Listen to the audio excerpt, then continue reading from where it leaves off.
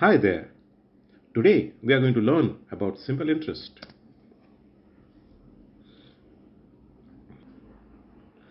Let us take a simple scenario wherein we deposit some money in a bank from January to December.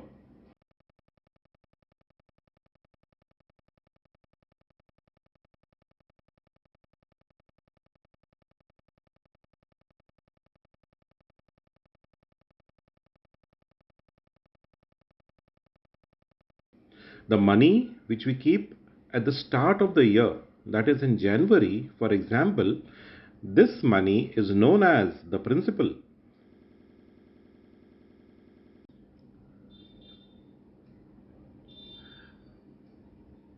The total money which we get at the end of the year is known as the amount.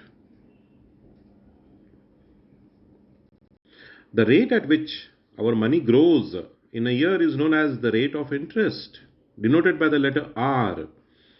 And rate of interest, children, is always measured in percent per annum.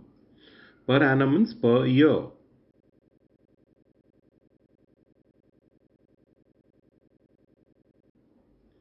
Now, the time for which the money is kept in the bank is known as the time period. It is denoted by the letter T, and the time period is always measured in years.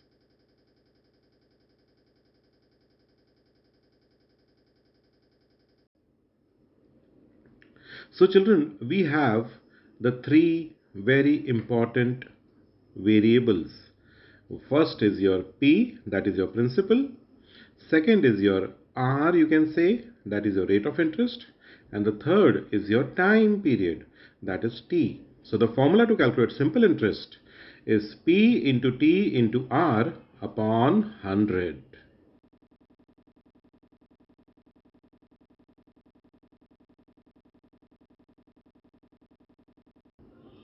Amount is the total of the principal which we have kept in the bank and the simple interest which we have received on it. So here we have the principal. In this we are adding the simple interest.